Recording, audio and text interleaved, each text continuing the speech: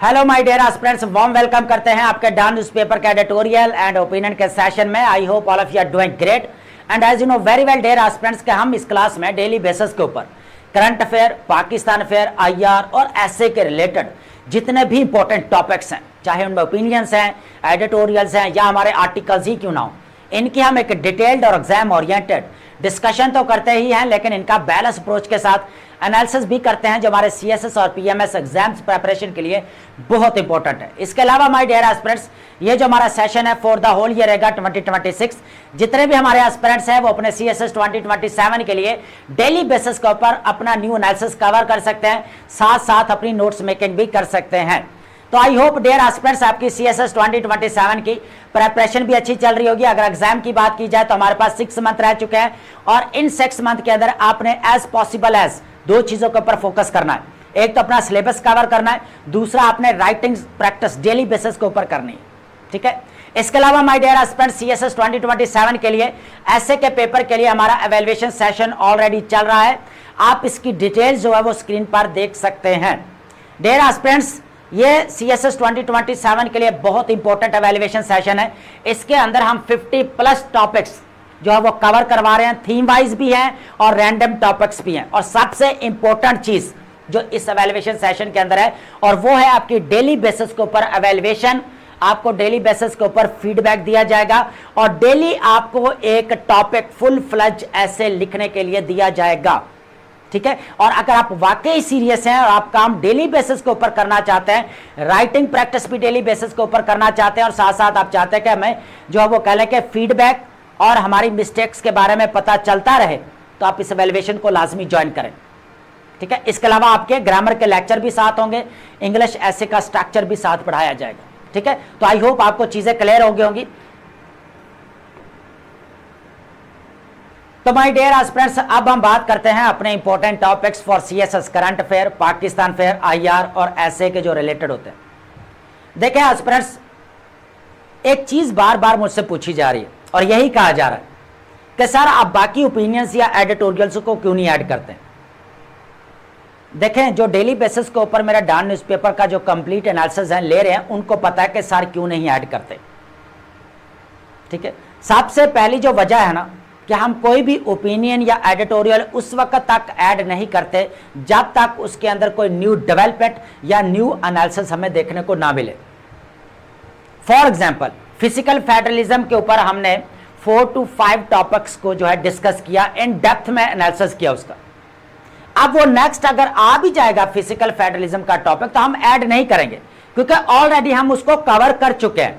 अब दोबारा ऐड करेंगे तो वही चीजें दोबारा रीशफल हो रही होती है, ठीक है। हाँ, अगर उसके अंदर कोई न्यू एनालिसिस होगा या कोई न्यू डेवलपमेंट होगी तो देन हम लाजमी डिस्कस करेंगे, ठीक है। तो इसलिए हम जो है ओपिनियंस या एडिटोरियल्स को ऐड नहीं करते, ठीक है। दूसरी चीज ये है कि जो कुछ एडिटोरियल या ओपिनियंस ऐसे भी होते हैं जो हमारे एग्जाम के रिलेटेड नहीं होते या एग्जाम ओरिएंटेड नहीं होते, जनरल किस्म के हम कह सकते हैं।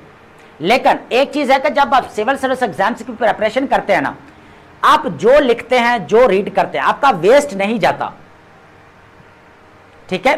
तो आपने इस चीज को अंडरस्टैंड करना है कि इसलिए हम बाकी ओपिनियंस या एडिटोरियल्स को ऐड नहीं करते। जो इंपॉर्टेंट होती है, जो कह लें कि कोई न्यू डेवलपमेंट हो रही होती है, कोई न्यू एनालिसिस होता है, देन हम लाजमी ऐड करते हैं। और उसके बाद अगर देखा जाए हमारे एग्जाम के रिलेटेड हो, ओपिनियंस है, एडिटोरियल्स है या हमारे न्यूज आर्टिकल्स हैं, तो देन जो है हम डिस्कशन करते हैं, ठीक है। तो आज हमारे पास 4 टॉपिक्स रहने वाले हैं। सबसे पहले अगर देखा जाए जो हमारे पास टॉपिक है बलूचिस्तान सिक्योरिटी क्राइसिस। अब आपको पता है कि ये हमारा कोई न्यू टॉपिक नहीं है, ये न्यू मुद्दा नहीं है। इसको लेकर ऑलरेडी करंट अफेयर या पाकिस्तान अफेयर में क्वेश्चन जो है वो कहीं ना कहीं पर जो है वो कह ले के रिलेट करके लाजमी पूछा जाता है। या तो एथनिसिटी के साथ रिलेट करके पूछेगा, या जो हमें यहाँ पर जो कल्चरल एक्सपेंशन देखने को मिल रही है उसके साथ रिलेट कर लेगा, या बलूचिस्तान इंसर्जेंसी के साथ रिलेट करके पूछ सकता है ना। तो यही चीज है। तो अब ये मुद्दा एक ही है, टॉपिक एक ही है, लेकिन इसके अंदर एक नई डेवलपमेंट हमें देखने को मिल रही है, न्यू एनालिसिस देखने को मिल रहा है। लेकिन इसके अलावा अगर देखा जाए पाकिस्तान अफेयर की जो मेरी प्लेलिस्ट है उसके अंदर आप जाकर देखेंगे बलूचिस्तान इंसर्जेंसी को मैंने कवर किया हुआ है, पूरा हिस्टोरिकल बैकग्राउंड जो है लेकर पूरा कंटेम्परेरी सिनेरियो तक मैंने कवर किया हुआ है, ठीक है।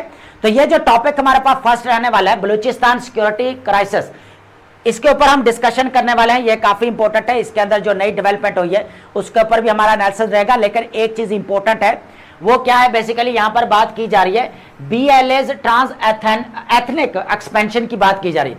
ये एथनिक एक्सपेंशन है, ये बहुत इंपॉर्टेंट जो हमारे पास टॉपिक रहेगा, क्योंकि इसी के रिलेटेड करंट अफेयर या पाकिस्तान अफेयर में पूछा जा सकता है कि बेसिकली या तो नेशनल इंटीग्रेशन के लिए एक बहुत बड़ा चैलेंज है, या फिर आप यूं कह सकते हैं कि नेशनल यूनिटी के लिए एक बहुत बड़ा चैलेंज है। ठीक है, अगर देखा जाए तो बलूचिस्तान के अंदर में क्या देखने को मिल रही है, सेपरेटिस्ट मूवमेंट्स देखने को मिल रही है, जिसकी वजह से जो है वो कह ले के नेशनल इंटीग्रेशन के लिए एक बहुत बड़ा चैलेंज हो सकता है। तो इस तरह जो है वो पाकिस्तान अफेयर या करंट अफेयर में क्वेश्चन पूछ सकता है। ठीक है, उसके बाद है यहां पर इंफ्रास्ट्रक्चर एट्रिशन की बात की जा रही। अब हो क्या रहा है कि बेसिकली जितने भी मिलिटेंट्स ग्रुप्स वगैरह हैं वो क्या कर रहे हैं, यहां पर जो इकोनॉमिक इंफ्रास्ट्रक्चर्स हैं उनको डैमेज कर रहे हैं। सबसे बड़ा जो लॉस होता है वो यही है कि जब आप इंफ्रास्ट्रक्चर्स को यहां पर तबाह करें या डैमेज करें, तो अभी वही काम किया जा रहा है। ठीक है, ये चीज है। उसके बाद हाना और एक जिरगा प्रेसिडेंट की अगर बात की जाए, अब यहां पर एक ग्रुप है जिसने बेसिकली क्या क्या जो है वो कह के लोगों को कुछ जो है न्याय वगैरह किया, तो इनके दरमियान में मीटिंग चल रही है अभी। ठीक है, तो ये आपको पता है कि ये चीजें चलती रहती हैं, इसके अंदर है बेसिकली टॉपिक के अंदर। लेकिन जो हमारी डिस्कशन ये रहेगी कि एक तो एथनिक एक्सपेंशन देखने को मिल रहा है, दूसरा यहां पर BLA और TTP के दरमियान में रिलेशन की बात की जा रही है। थर्ड अगर देखा जाए तो ISK जो वो भी एक इस्लामिक स्टेट जो हमें मिलिटेंट ग्रुप देखने को मिलता है। अब IS और उसके बाद TTP, इन दोनों की आपस में नहीं जमती ना बनती है। TTP की अगर बात की जाए तो यही कहा जाता है कि भाई जो है वो कह ले कि अफगान तालिबान गवर्नमेंट है, उनके साथ जो है कहीं ना कहीं जो उनके साय में काम कर रही है, तो ये भी कहा जाता है। ठीक है, लेकिन पाकिस्तान सिक्योरिटी के लिए एक बहुत बड़ा चैलेंज बन चुके हैं। ठीक है, बलूचिस्तान के अंदर देख लें या KPK के अंदर देख लें। ठीक है, ये चीज बेसिकली कही जा रही, तो ये एक इंपॉर्टेंट टॉपिक हमारे पास रहेगा। सेकंड टॉपिक है Ayatollah Mojtaba vows revenge after Trump's threats to unleash missiles. अब बात यहां पर यह की जा रही है कि ट्रंप की जिंदगी को जो है वो खतरा लायक है। अब यह बात USA की एजेंसीज ने ट्रंप को नहीं बताई, यह बात बताई है इजराइल ने। अकॉर्डिंग टू इंटरनेशनल मीडिया, आप इंटरनेशनल मीडिया उठाकर देखें कि ट्रंप को यह बात बताई गई भाई आपकी जिंदगी को खतरा लायक है, और यह चीज बताई यहां पर इजराइल ने। ठीक है, दूसरी तरफ अयातुल्लाह मुज्तबा की तरफ से यह कहा जा रहा है भाई रिटर्न फॉर्म में। ठीक है, तो यह कहा जा रहा है कि भाई हम जो है अपने जो है वो जितने भी हमारे जो है यहां पर मारे गए हैं लोग, उनका हम बदला लेंगे। ठीक है, लेकिन ट्रंप की तरफ से क्या कहा गया कि भाई अगर करोगे तो 1000 मिसाइल्स का जो है रुख किसकी तरफ है, ईरान की तरफ से हम तबाह कर देंगे। तो इस तरह के अगर जो हमें स्टेटमेंट्स देखने को मिले तो इसको बोला जाता है वॉर ऑफ वर्ड्स। अब वॉर ऑफ वर्ड्स जो हमें देखने को मिली 2025 के अंदर इंडिया और पाकिस्तान के दरमियान में जब वॉर हुई, तो उस वक्त भी हमें वॉर ऑफ वर्ड्स देखने को मिली, और अभी भी वही वॉर ऑफ वर्ड्स हमें देखने को मिल रही है। ठीक है, एक तरफ अपने निगोशिएशंस चल रहे हैं और दूसरी तरफ जो स्ट्राइक्स चल रही है।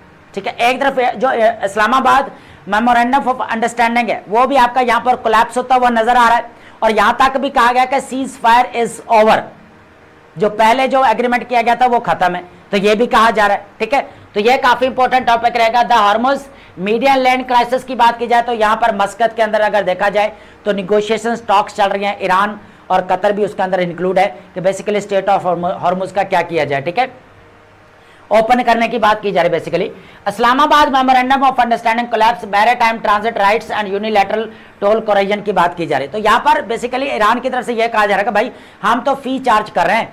ठीक है, ऐसा नहीं कि हम कोई टोल वगैरह ले रहे हैं, तो ये चीज है। तो ये सेकंड टॉपिक काफी इंपॉर्टेंट है, इसके ऊपर भी हम अपने डिटेल डिस्कशन करेंगे। थर्ड नंबर पर हमारे पास रहेगा Pakistan location and asset that needs to be explored Dar.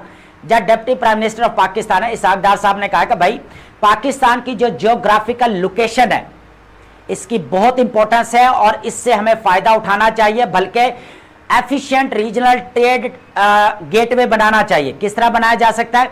Central Asia के साथ कनेक्टिविटी करने के बाद, वेस्ट एशिया के साथ कनेक्टिविटी और साउथ एशिया के साथ कनेक्टिविटी करने के बाद। और इस टॉपिक के अंदर यह भी कहा जा रहा है कि regional and international economic diplomacy के ऊपर फोकस किया जाएगा। यह बहुत इंपॉर्टेंट टॉपिक है। अब ये स्टेटमेंट्स क्या कौन रहा है? आपका फॉरेन मिनिस्टर इसाक डार साहब। ठीक है, कि जियो ग्राफिकल जो लोकेशन है पाकिस्तान की, उसकी इंपॉर्टेंस बढ़ चुकी है। इसी के लिए हमें इकोनॉमिक ऑब्जेक्टिव्स हासिल करने चाहिए। जो पाकिस्तान की फॉरेन पॉलिसी जियो पॉलिटिक्स से जियो इकोनॉमिक की तरफ शिफ्ट हुई, ठीक है, जियो इकोनॉमिक पिवट, तो यहां पर फायदा उठाया जा सकता है इस चीज का, ठीक है। उसके बाद अगर देखा जाए पोर्ट कनेक्टिविटी की बात की जा रही है, infrastructure, inter agency trade logistics, यहां पर सरकारी अदारों के दरमियान ताउन की बात की जा रही है, ठीक है। Regional gateway reforms in Pakistan, तो क्या क्या रिफॉर्म्स लाए जा सकते हैं, ग्लोबल स्टैंडर्ड्स को भी यहां पर फॉलो करना भी जरूरी है, इस चीज की भी यहां पर बात की गई। तो फर्दर जो है आगे हम डिस्कशन करने वाले हैं। लास्ट में हमारे पास टॉपिक रहने वाला है Iran thanks Pakistan for abstention at UNSC meeting, यहां पर जो है सिक्योरिटी काउंसिल की मीटिंग। अब प्रीवियस लेक्चर के अंदर हमने एक चीज डिस्कस की थी कि रेजोल्यूशन जो है पेश की गई सिक्योरिटी काउंसिल के अंदर, तो पाकिस्तान ने वोट नहीं डाला, ना ही सोमालिया ने डाला, रशिया की तरफ से और दूसरा चीन की तरफ से भी मजम्मत की गई, ठीक है। अब ये मुद्दा क्या है, मुद्दा ये है बेसिकली कि the jurisprudential rift of resolution of 2231 2233 जो रेजोल्यूशन है, जो जिसपुआ 2015 को तौसीक करता है, ठीक है। अब यूरोपियन कंट्रीज की तरफ से कह लें कि सिक्योरिटी काउंसिल के अंदर ये रेजोल्यूशन जो है वो पेश की गई कि पास की जाए दोबारा, ठीक है। अब यहां पर अगर देखा जाए पोस्ट एक्सपायरी कंटेस्टेशन की अगर बात की जाए, तो देखें अब ये जो जिसपुआ है ईरान की तरफ से ये कहा जा रहा है कि ये 18 अक्टूबर 2025 को एक्सपायर हो चुका है एग्रीमेंट। तो अब तो ये लॉजिक ही नहीं बनता, ये तो लीगल फाउंडिंग ही नहीं है यूरोपियन कंट्रीज के पास कि वो यहां पर क्या करें, इस रेजोल्यूशन को पास करवाएं। यहां पर ईरान की तरफ से यह कहा जा रहा है कि ये स्नैप बैक जो है मैकेनिज्म जो है इन्फोर्स कर रहे हैं ईरान के ऊपर। अब ये स्नैप बैक मैकेनिज्म क्या है, इंटरनेशनल लॉ में इसको क्या बोला जाता है, इसको आगे जो है हम अंडरस्टैंड करेंगे, ये बहुत इंपॉर्टेंट है। स्नैप बैक लीगैलिटी की बात की जा रही है। स्नैप बैक का वैसे मीनिंग बता देता, उछल कर वापस आने को बोला जाता है। जैसे आपकी रबड़ है, खींचेंगे आप, जब दोबारा छोड़ेंगे तो वो क्लोज होता है, एकदम से फिर जो अपनी जगह पर आ जाते हैं, ठीक है।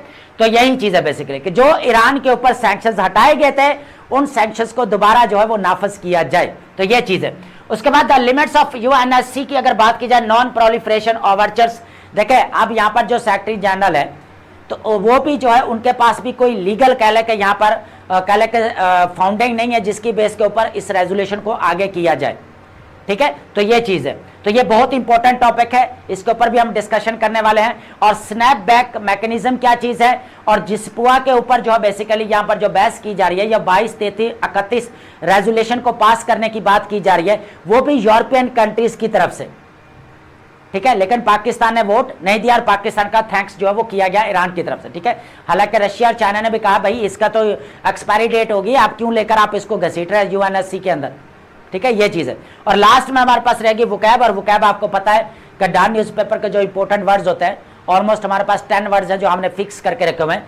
7 2 सिनोनिम्स होते हैं, 2 हमारे एंटोनिम्स, तो ऑलमोस्ट 50 वर्ड्स बनते हैं। तो इस तरह आप अपनी नोटबुक के अंदर ऐड करते जाएंगे, ये सिनोनिम्स और एंटोनिम्स के लिए भी जरूरी है।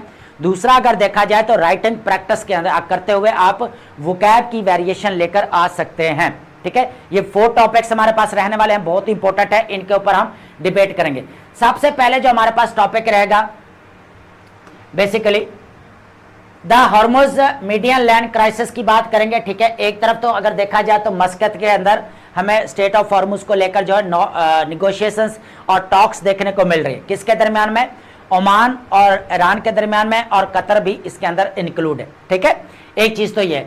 दूसरा अगर देखा जाए Islamabad of memorandum of understanding collapse होता नजर आ रहा है। ट्रंप की तरफ से यह कहा गया सीज फायर इज ओवर, आपका जो मुआहदा है वो खत्म हो चुका है। लेकिन पाकिस्तान, इजिप्ट, कतर की तरफ से फिर भी ट्रायलैटरल मेडिएशन एफर्ट्स हमें देखने को मिल रहे हैं, ठीक है। मैरीटाइम ट्रांजिट राइट्स की बात की जा रही है यहाँ पर, ठीक है, जो अभी इनके दरमियान में टॉक्स चल रही हैं, मस्कत, ईरान और कतर के दरमियान में, ठीक है। एंड यूनिलैटरल टोल कोरिजन की बात है, तो ईरान तो पहले भी कह रहा है भाई मैं टोल नहीं ले रहा, ये बेसिकली यहाँ पर फी चार्ज की जा रही है, ठीक है, ट्रांजिट फी चार्ज की जा रही है बेसिकली, ठीक है। उसके बाद है यहाँ पर अब बात करते हैं war of words. War of words, बातों की जंग या अल्फाजों की जंग क्या है, वर्बल एस्केलेशन है, असैसिनेशन, वार्निंग्स। अब इस चीज को अंडरस्टैंड करते हैं। सबसे पहले देखा जाए ट्रंप मिसाइल अल्टीमेटम दे दिया गया। भाई ट्रंप ने कहा कि 1000 मिसाइल्स का जो रुख है ना, ईरान की तरफ है भाई, तैयार खड़े हैं डेसिमेट करने के लिए और डिस्ट्रॉय करने के लिए। लेकिन एक और चीज है, कहा यह जा रहा है कि ट्रंप की जिंदगी को खतरा लायक है।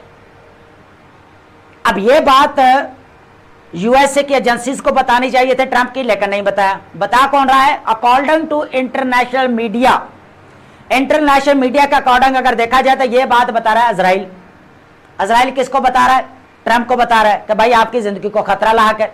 तो फिर यहां पर ट्रंप ने कहा कि भाई अगर तुम ऐसा एक्ट करते हो तो मैं 1 साल तक जो है आपके ऊपर अटैक जारी रहेंगे। लेकिन दूसरी तरफ अगर देखा जाए तो अयातल्लाह जो मुजतबा साहब है, इन्होंने यहां पर और इनकी जनता ने, अवाम ने यहां पर क्या किया है, बेसिकली डिमांड की है, इंतकाम लेने का अज़म किया है कि जितने भी हमारे यहां पर लोग मारे गए हैं उनका हम जो है, स्पेशली अगर देखा जाए जो उनके फादर को जो यहाँ पर मारा गया 28 फेब को जो यूएस और इजराइल ने मिलकर एपक फ्यूरी ऑपरेशन के जरिए जो है इसको मारा गया। तो ठीक है, वो कहते हैं कि हम बदला लेना चाहते हैं यहाँ पर, ठीक है। तो ये चीज़ है। तो इसके बाद जो है हमें ज़्यादा जो है यहाँ पर कह लें कि वॉर ऑफ वर्ड्स जो है एस्केलेट होते हुए नजर आ रही है, ठीक है।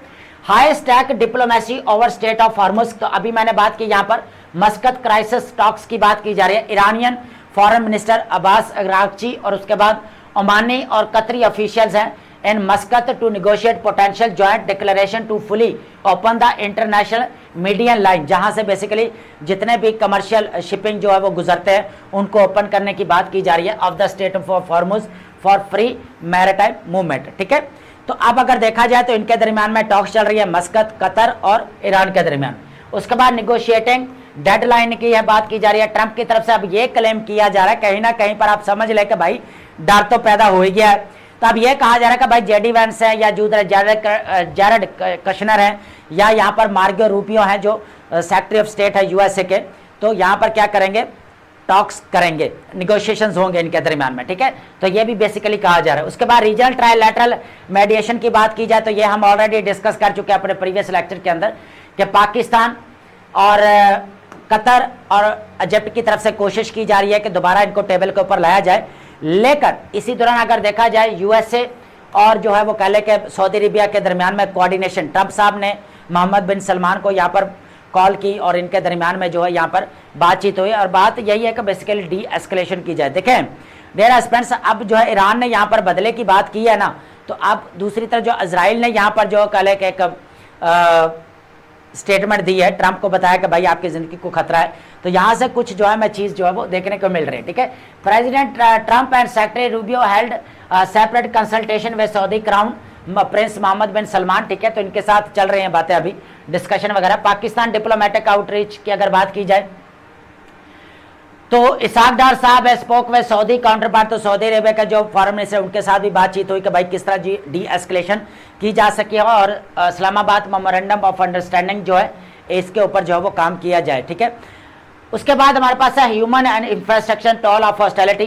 कहा यह जा रहा है दोनों तरफ से, ईरान की तरफ से भी यही बात की जा रही है, उसकी तरफ से भाई अगर जो है यूएसए अटैक्स करता है तो ईरान की तरफ से भी रिटेलिएट किया जाएगा। तो ये चीज़ कही जा रही है। तो ईरान की तरफ से अगर स्टेट ऑफ हॉर्मुज़ नहीं ओपन की जाती तो यूएसए बोलता है हम अटैक करेंगे।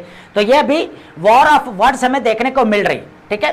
तो ये पॉइंट्स चाहे आप ऐड ना करें लेकिन आप जो वो एनालिसिस ले लें, मोर देन इनफ है।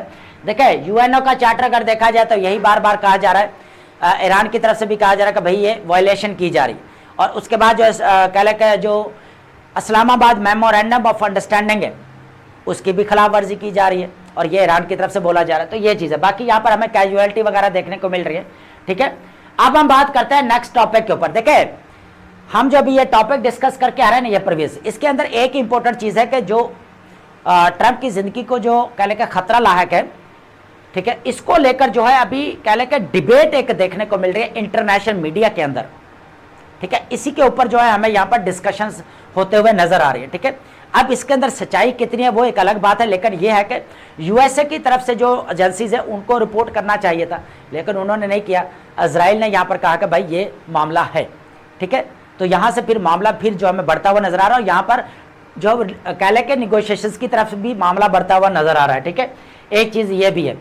अब अगर देखा जाए devolution of conflict BLA trans ethnic expansion हमें देखने को मिल रहा है। देखें एथनिक एक्सपेंशन अगर यहाँ पर बढ़ता है तो ये करंट अफेयर और पाकिस्तान अफेयर एथनिसिटी के रिलेटेड पहले भी क्वेश्चन आ चुका है कि पाकिस्तान की नेशनल इंटीग्रेशन या नेशनल यूनिटी के लिए एक थ्रेट जो है वो हो सकता है, ठीक है, जिस तरह हमें सेपरेट मूवमेंट्स वगैरह देखने को मिल रही हैं, ठीक है।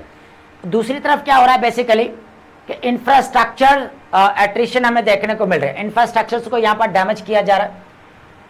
हना उरक जिरगा प्रेसिडेंट की बात की जा रही है, जो मैंने पहले भी कहा कि यहाँ पर जो है कुछ लोगों को अगवा किया गया और बाद में इनके दरमियान में मीटिंग देखने को मिली, ठीक है। तो ये तो आपको पता कि चीज़ें चली रही, लेकिन असल मसला क्या है यहाँ पर कि टीटीपी वाला मामला, आईएसके वाला मामला और बीएलए वाला मामला, ये तीनों जो है बढ़ते हुए नजर आ रहे हैं, जिसकी वजह से केपीके के अंदर और बलूचिस्तान के अंदर जो वो कह के आए दिन जो है वो कह के अटैक्स बढ़ते जा रहे हैं।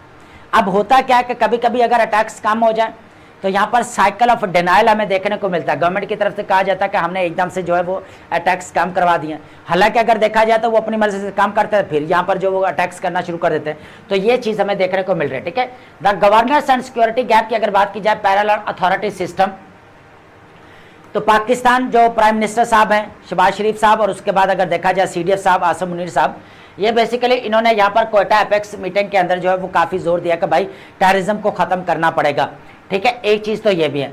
दूसरा अगर देखा जाए एक्सपेंडिंग मिलिटेंट लैंडस्केप, तो जो आपको पता है कि बलोच इंसर्जेंसी की बात की जाती है कि ये डे बाय डे बढ़ती जा रही है, तो उसके बाद सेपरेटिस्ट मूवमेंट्स वगैरह बढ़ती जा रही हैं, ठीक है। ये भी एक चीज़ है जो ये कहा जा रहा है कि भाई ये नेशनल इंटीग्रेशन और नेशनल यूनिटी के लिए बहुत बड़ा थ्रेट है। लेकिन एक और चीज़ भी है, एक और चीज़ क्या है कि भाई एक कम्युनिकेशन गैप है सिक्योरिटी फोर्सेस के अंदर और मार्जिनलाइज्ड कम्युनिटी के अंदर, तो ये कम्युनिकेशन गैप को भी खत्म किया जाना चाहिए। दूसरा अगर देखा जाए जो प्रोविंशियल गवर्नमेंट है उसकी रिस्पॉन्सिबिलिटी है भाई क्या ह्यूमन डेवलपमेंट के ऊपर काम करे, लोगों को एजुकेशन दे वहाँ के लोगों को, ठीक है, health care proper health care facility देनी चाहिए, इंफ्रास्ट्रक्चर्स के ऊपर काम करना चाहिए, ठीक है, ये इंपॉर्टेंट चीज़ है। लेकिन ये नहीं हो रहा, तो यहाँ पर क्या हो रहा है कि मिलिटेंट्स ग्रुप्स जो है वो अपना क्या कर रहे हैं, यहाँ पर होल्ड जो है वो और ज़्यादा बढ़ाते जा रहे हैं, आगे एक्सपेंशन देखने को मिल रही है, ठीक है। ये चीज़ बेसिकली की जाए, the expanding gulf between state and local citizen had complicated the conflict, उसके बाद Baloch insurgents factions are growing hyper active while the TTP and Islamic State have expanded into urban areas। तो ये बात हम प्रीवियस लेक्चर के अंदर ही हमने discussion की थी इसके ऊपर, टेररिज्म के टॉपिक के अंदर, कि बेसिकली यहाँ पर अब जो है क्या किया जा रहा है, जो हमें सिर्फ एक लोकल एरिया तक जो देखने को मिल रहा था मार्जिनलाइज्ड एरियाज में, अब यहाँ पर क्या किस में बेसिकली शिफ्ट होते जा रही है यहाँ पर अर्बन के अंदर। जिस तरह यहाँ पर अगर देखा जाए पाकिस्तान रीजन कैंपर्स के ऊपर जो अटैक किया गया कराची के अंदर, ठीक है, तो इसकी जिम्मेदारी किसने ली, यहाँ पर टीटीपी की बात की जा रही है। तो ये चीज़ है, तो अब यहाँ पर जो बेसिकली बलूचिस्तान के अंदर इंसर्जेंसी है या जो एथनिक एक्सपेंशन है वो अब आगे बढ़ता जा रहा है, फर्दर आगे बढ़ता जा रहा है, ठीक है। तो जो कहे ये कहा जा रहा है कि ये नेशनल इंटीग्रेशन के लिए एक बहुत बड़ा चैलेंज है, ये थ्रेट समझा जा रहा है। तो बाकी टीटीपी है या आईएसके, उसका भी जो है वो कह लेके आगे जो इन्फ्लुएंस बढ़ता जा रहा है। साइकिल ऑफ डिनाइल की अगर बात की जाए तो जब टैक्स कम हो जाए तो स्टेट बोलती है हमने काम करवाएं, एक चीज़ ये है। दूसरी तरफ अगर देखा जाए तो ये खुद ही ये लोग काम करते हैं और दोबारा जो एकदम जो है इनकी स्पीड बढ़ा देते हैं। बीएलए ऑपरेशन फ्लेक्सिबिलिटी नजर आती रहती है, फ्लैक्चुएशन अप एंड डाउन है, कभी ये कम करना शुरू कर देते हैं, कभी ये ज़्यादा टैक्स करना शुरू कर देते हैं, ठीक है। तो अब टीटीपी की तरफ से भी जो अटैक किए जा रहे हैं और बीएलए की तरफ से भी अब 12 अटैक्स किए गए यहाँ पर बलूचिस्तान के अंदर डिफरेंट प्लेसेस के ऊपर। कोयटा के सूरत हाल आपके सामने बलूचिस्तान की है ना, तो ये चीज़ भी। हाई प्रोफाइल रिवेंज मैंडेट्स की बात की जा रही है भाई, जो बड़े बड़े लीडरशिप है उनके रेजिडेंट्स के ऊपर यहाँ पर अटैक किया जा रहा है। स्पेशली अगर बात की जाए यहाँ पर शफीक मैंगल की बात की जा रही है, जो पीपी के यहाँ पर हमें जो देखने को मिलते हैं, यहाँ पर मेंबर भी है। तो अगर देखा जाए तो कह ले के एथनिक एक्सपेंशन तो है ही, लेकिन अगर देखा जाए बीएलए की तरफ से बार बार जो है वो अटैक्स कभी रोक दिए जाते हैं, कभी बढ़ा दिए जाते हैं। और उसके अलावा अगर जो देखा भी जाए तो हाई प्रोफाइल जो यहाँ पर हमें रिवेंज मैंडेट्स देखने को मिल रहा है, ठीक है, कि भाई जो इन लोगों ने यहाँ पर हमारे खिलाफ ये कह लें कि यहाँ पर कोई सरगर्मी या एक्टिविटी परफॉर्म कर रहे हैं तो वो उल्टा क्या करें, उनके ऊपर अटैक करें, रेजिडेंसीज के ऊपर, ठीक है।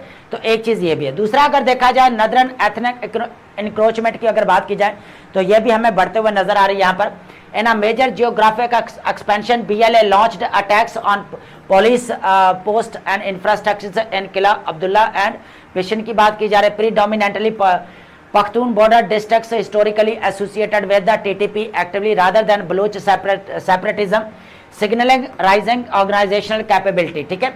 अब हो क्या रहा है कि यहाँ पर जो है डिस्ट्रिक्ट्स के अंदर और ज़्यादा जो हमें यहाँ पर अटैक्स बढ़ते हुए नजर आ रहे हैं। यहाँ पर टीटीपी बढ़ाती जा रही है, बीएलए भी यहाँ पर एक्सपैंड करता जा रहा है, ठीक है। तो ये चीज है यहाँ पर।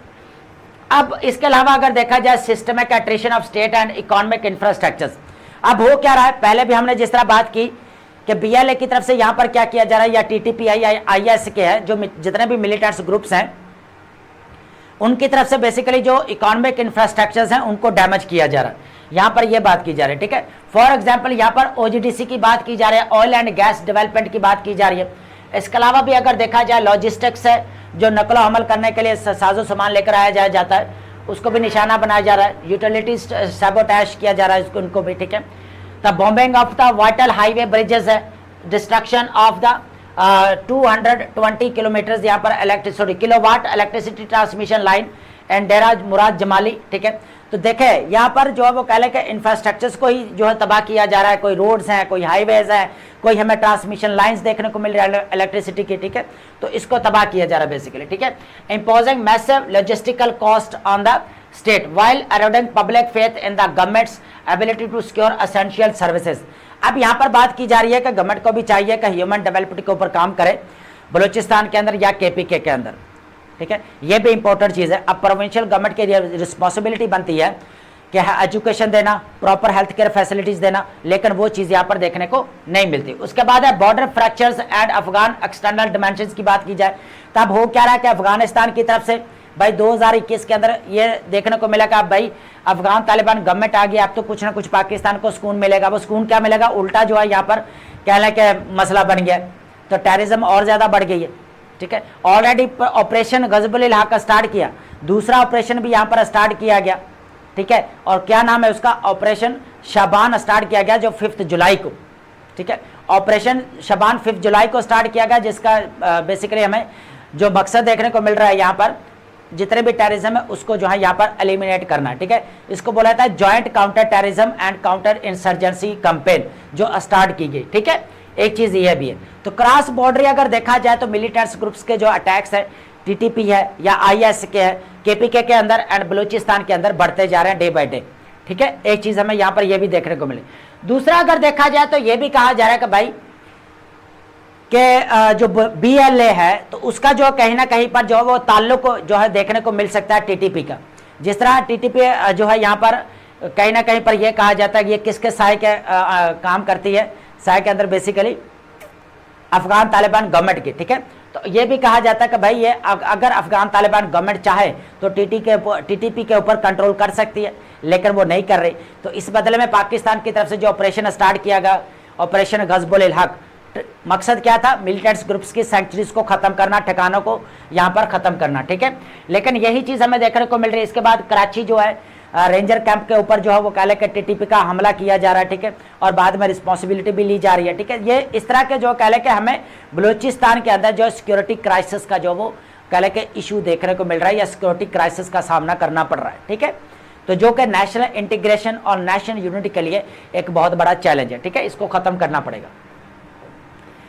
देखें अब बात करते हैं यहाँ पर इसाक डार साहब की तरफ से यह कहा गया कि पाकिस्तान की जियोग्राफिकल लोकेशन से फायदा उठाना चाहिए, इकोनॉमिक ऑब्जेक्टिव्स को हासिल करना चाहिए, regional and global international economic diplomacy के ऊपर फोकस करना चाहिए ताकि हम अपने इकोनॉमिक ऑब्जेक्टिव्स को हासिल कर लें। इसके अलावा अगर देखा जाए सेंट्रल एशिया के साथ कनेक्टिविटी की बात की इन्होंने, वेस्ट एशिया के साथ और साउथ एशिया के साथ, और यह कनेक्टिविटी तभी पॉसिबल है जब आपके यहाँ पर कॉरिडोर्स को बनाया जाएगा, ठीक है। इसके अलावा अगर देखा जाए तो हमारे पास जो टापी वाला प्रोजेक्ट है अगर उसको आज कंप्लीट किया जाता तो कनेक्टिविटी हमें देखने को मिलती। दूसरा अगर देखा जाए कासा 1000 प्रोजेक्ट है। तीसरा अगर देखा जाए ईरान पाकिस्तान पीस पाइपलाइन है जिसमें से इंडिया ने विथड्रॉ किया। तो अगर ये प्रोजेक्ट बन जाए तो सेंट्रल एशिया तक जो पोर्ट्स कनेक्टिविटी है वो इजीली हो सकती है। यही बात यहाँ पर की जा रही है। रीजनल ट्रेड रीजनल जो है यहाँ पर कह ले के ट्रेड गेटवे बनाए जाने की बात की जा रही है, ठीक है। मैक्सिमाइजिंग अगर देखा जाए जियो इकोनॉमिक कनेक्टिविटी तो पोर्ट कनेक्टिविटी की बात की जा रही है, जैसा कि हमने टॉपिक के अंदर भी डिस्कस किया। Infrastructure, inter agency trade logistic, तो यहाँ पर सरकारी जितने भी अदारे हैं उनको दरमियान में तावन की जरूरत है यहाँ पर, ठीक है। और लॉजिस्टिक के जो निज़ाम है उसको भी अच्छा बनाना है। रीजनल गेटवे बनाने की बात की जा रही है और इसके लिए रिफॉर्म्स की भी बात की जा रही है, ठीक है। सबसे पहले अगर देखा जाए मैक्सिमाइजिंग इकोनॉमिक कनेक्टिविटी, ठीक है, geographical hub. Deputy prime minister foreign minister Ishaq Dar साहब highlighted Pakistan location at the cross road of central south and west Asia as a strategic asset है। क्या है? एज ए स्ट्रेटेजिक एसेट हमारे पास, must be leveraged through enhanced transport infrastructures. तो इससे फायदा किस तरह उठाया जा सकता है? ट्रांसपोर्ट इंफ्रास्ट्रक्चर्स इस्टेब्लिश करके, ठीक है। पोर्ट मॉडर्नाइजेशन की बात की जा रही है कि पोर्ट को किस तरह मॉडर्नाइज किया जा सकता है। सबसे इंपॉर्टेंट चीज यहां पर क्या रहेगी? इंस्टीट्यूशन रिफॉर्म्स की जरूरत है, ऑपरेशनल तरीकाकार को आसान बनाना पड़ेगा, कस्टम्स का जो निज़ाम है वो भी ठीक करना पड़ेगा, ये चीज़ है। उसके बाद अगर देखा जाए इंटर एजेंसी की बात की जा रही है, सरकारी अदारों के दरमियान में तावन होना बहुत ज़्यादा ज़रूरी है। लॉजिस्टिक का जो निज़ाम है उसके लिए भी आसानियाँ करनी पड़ेंगी। स्केल अप यूटिलाइजेशन कैपेसिटी जो है बेसिकली पोर्ट्स की, उसको बढ़ाना पड़ेगा, ठीक है। ये भी एक इम्पोर्टेंट चीज़ है। जितने भी यहाँ करके जितने भी हमारी नेशनल पोर्ट्स हैं जैसे गवादर है, ठीक है, इसके अलावा अगर देखा जाए पोर्ट बिन कासम है, ठीक है, तो इनको क्या करना पड़ेगा? यहाँ पर इनको स्केल अप करना पड़ेगा, इनकी जो यूटिलाइजेशन कैपेसिटी है उसको बढ़ाना पड़ेगा, ठीक है। एक चीज़ ये भी है ताकि क्या किया जा सके, एक्टिव जो है रीजनल ट्रेड गेटवे में ट्रांसफॉर्म किया जा सके, ठीक है। तो पोर्ट कनेक्टिविटी बहुत ज़्यादा ज़रूरी है और पोर्ट कनेक्टिविटी करने के लिए कॉरिडोर्स बनाना बहुत ज़्यादा ज़रूरी है। जैसे टापी वाला प्रोजेक्ट है, कासा 1000 है, या आईपी प्रोजेक्ट है, ईरान पाकिस्तान पीस पाइपलाइन जो हमें हमारे पास है, ठीक है। तो उसको भी कहाँ पर कंप्लीट किया गया? उसको भी यहाँ पर कंप्लीट किया जाता था। आज एनर्जी की जो क्राइसिस का सामना करना पड़ रहा है पाकिस्तान को, तो ना करना पड़ता, ठीक है। स्ट्रेंथनिंग इकोनॉमिक डिप्लोमेसी के, तो डार साहब ने यहाँ पर कहा है कि भाई जो है वो कह के इकोनॉमिक डिप्लोमेसी को स्ट्रेंथन करना पड़ेगा। डोमेस्टिक स्टेबलाइजेशन बहुत ज़्यादा ज़रूरी है। कंप्लायंस ऑफ ग्लोबल स्टैंडर्ड्स, बात की जा रही है इंटरनेशनल स्टैंडर्ड्स की, इंटरनेशनल ऑब्लिगेशंस की, ठीक है। इनके ऊपर मौसर अमल दरामद करके बेसिकली क्या किया जा सकता है? फॉरेन डायरेक्ट इन्वेस्टमेंट को बढ़ाया जा सकता है, टू बूस्ट फॉरेन इन्वेस्टमेंट, ठीक है। तो इकोनॉमिक डिप्लोमेसी बहुत ज़्यादा ज़रूरी है, रीजनल लेवल के ऊपर भी और ग्लोबल लेवल के ऊपर भी, ठीक है। उसके बाद अगर देखा जाए डोमेस्टिक एसेंशियल कमोडिटीज़ की बात की जाए तो ये भी इंपॉर्टेंट चीज़ है। तो यहाँ पर बात की जा रही है शुगर की, तो शुगर की जो सप्लाई चेन है उसको भी मेंटेन या मसलसल जो है यहाँ पर कंटिन्यू रखा जाए, जो चाइना को बेसिकली सप्लाई की जा रही है, ठीक है। तो अब अगर देखा जाए तो बात यहाँ पर यह की जा रही है कि जो पाकिस्तान की जियोग्राफिकल लोकेशन है इसकी इंपॉर्टेंस है, इससे फ़ायदा उठाना चाहिए। और फ़ायदा उस वक्त ही उठाया जा सकता है जब यहाँ पर पाकिस्तान की पोर्ट कनेक्टिविटी होगी सेंट्रल एशिया के साथ, वेस्ट एशिया के साथ और साउथ एशिया के साथ। और उसके साथ साथ इकोनॉमिक डिप्लोमेसी के ऊपर भी फोकस करना पड़ेगा, according to deputy prime minister of Pakistan या foreign minister of Pakistan Ishaq Dar साहब की तरफ से, ठीक है। तो ये चीज बेसिकली यहां पर कही जा रही है। तो ये इंपॉर्टेंट है कि पाकिस्तान की जो जियो स्ट्रैटेजिक लोकेशन है ये बहुत इंपॉर्टेंट है।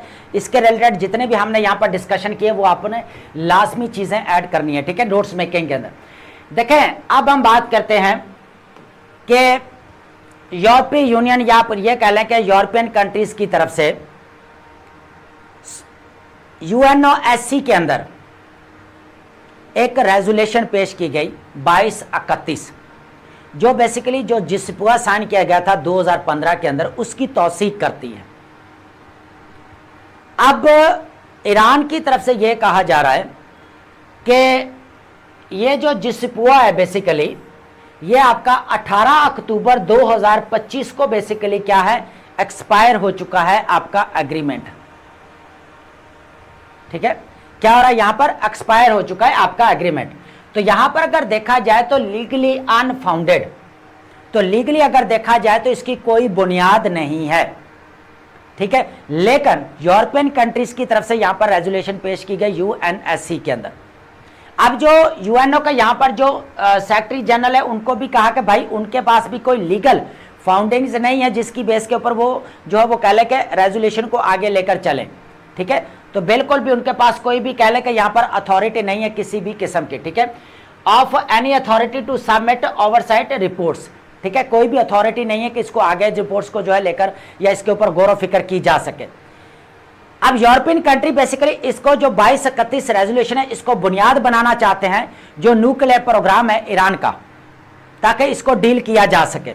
अब यहां पर एक इंपॉर्टेंट टर्म यूज हुई है western rebuttal and snap back की बात की जा रही है। अब इसको ईरान की तरफ से जो है वो स्नैप बैक मैकेनिज्म बोला जाता है और बोला जा रहा है बेसिकली, लेकिन इंटरनेशनल लॉ के अंदर अगर देखा जाए स्नैप बैक जो मैकेनिज्म है वो पता क्या होता है, ऐसा निज़ाम होता है जिसके अंदर जो एग्रीमेंट किए जाते हैं, जो ग्लोबल लेवल के ऊपर एग्रीमेंट्स होते हैं या मुआहदे होते हैं, अगर एक स्टेट उस मुआहदे की खिलाफ वर्जी करती है तो जितने भी सैंक्शंस उससे हटाए गए थे वो दोबारा सैंक्शंस उसके ऊपर लग जाएंगे। स्नैप बैक का मतलब क्या था, उछल कर वापस आना।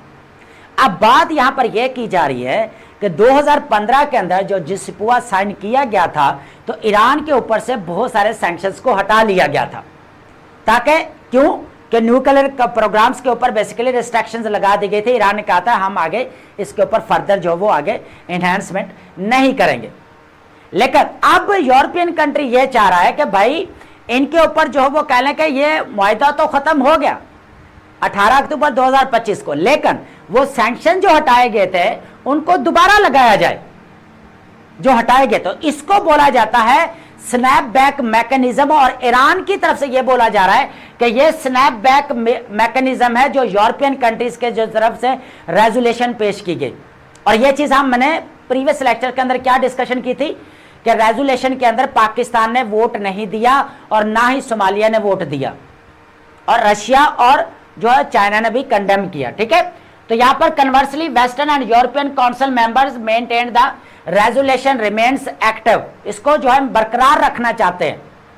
ठीक है, ताकि इसको बुनियाद बनाया जा सके। ठीक है, लेकिन attempting to trigger its snap back sanctions mechanism, ये बेसिकली क्या है, सैंक्शंस मैकेनिज्म है जो दोबारा जो है ईरान के ऊपर सैंक्शंस लगाए जा सकते हैं, जो 2015 के अंदर हटाए गए थे।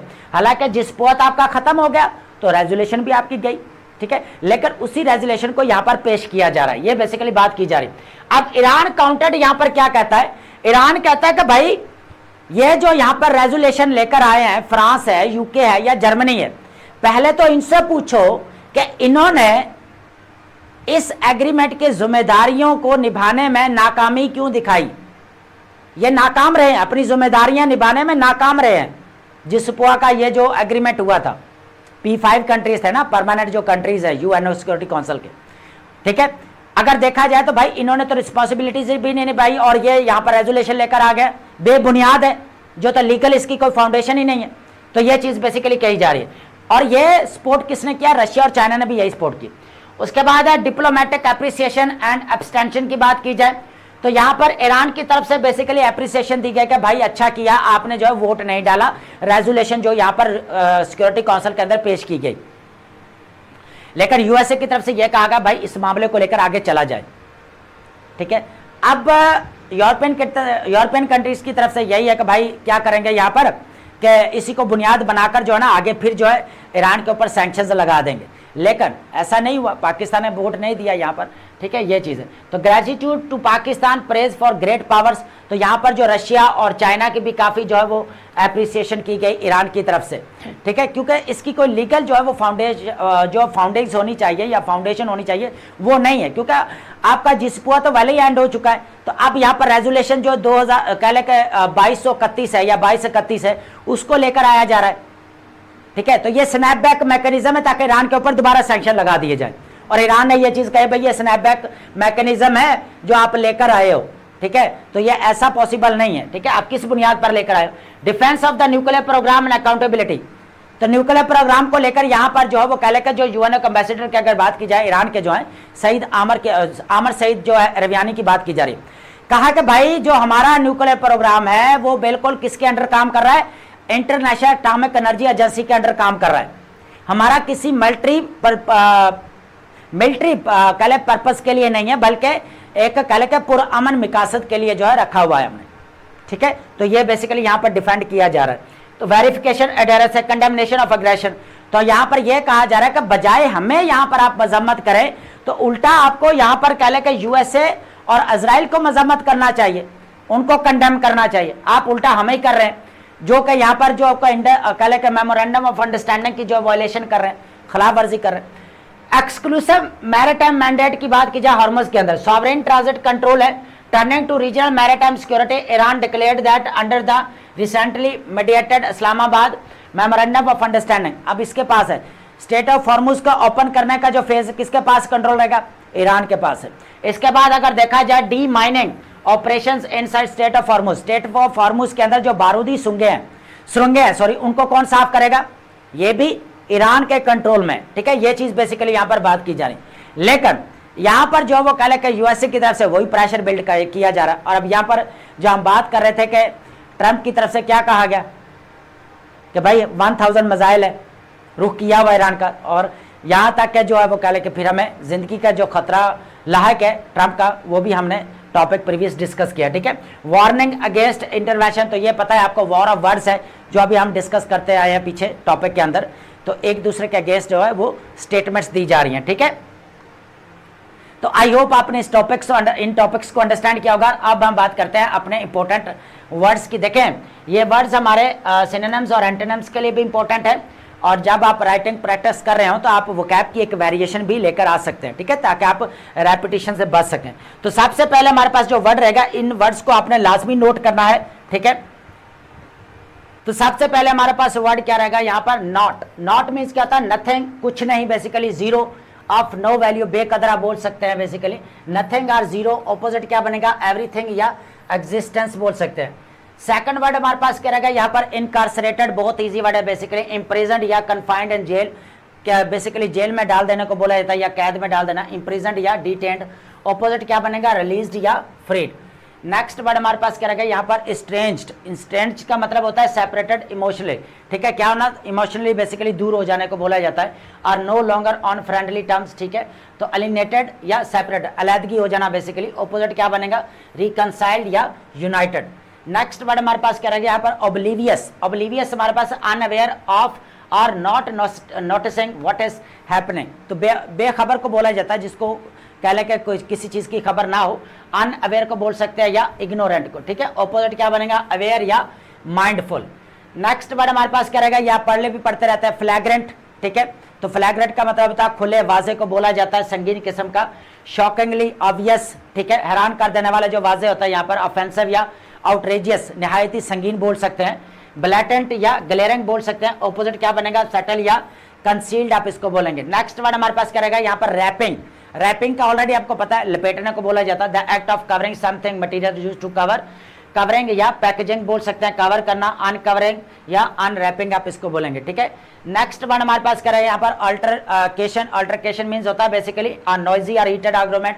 तकरार को बोला जाता है, तकरीबन जो तकरार होती है आप कह सकते हैं, या लड़ाई झगड़े को भी बोल सकते हैं। क्वारल या डिस्प्यूट, ठीक है। ऑपोजिट क्या बनेगा? अग्रीमेंट या हार्मनी आप इसको बोल सकते हैं। तो ये इंपॉर्टेंट वर्ड्स हैं, इनको आप लाजमी नोट करेंगे। डिमीन। डिमीन मीन्स क्या रहेगा? Basically to lower someone's dignity और स्टेटस। होता है क्या? किसी के जलील करने को बोला जाता है, या तौहीन करना, डिग्रेड करना, ह्यूमिलेट करना। ऑपोजिट क्या बनेगा? ऑनर या अपलिफ्ट। सेकंड लास्ट हमारे पास वर्ड क्या रहेगा यहाँ पर? एक्सकोरिएट। एक्सकोरिएट मीन्स क्या होता है? To criticize someone something very harshly, सख्त किस्म की तनकीद करने को बोला जाता है, ठीक है। तो डिनाउंस या कंडेम बोल सकते हैं, मजम्मत करना। ऑपोजिट क्या बनेगा? प्रेज या कमेंड। लास्ट वर्ड हमारे पास क्या रहेगा यहाँ पर? एंग्विश। एंग्विश बहुत इजी वर्ड है, बेसिकली स्वेरली फिजिकल और इमोशनली पेन को बोला जाता है। जिस्मानी आप बोल सकते हैं यहाँ पर, पेन या तकलीफ को बोल सकते हैं। उसके बाद डिस्ट्रेस है, एगोनी या टॉर्मेंट बोल सकते हैं। ऑपोजिट क्या बनेगा? कंफर्ट या रिलीफ आप इसको बोल सकते हैं। तो आई होप आपने लेक्चर को अंडरस्टैंड किया होगा, and thank you so much.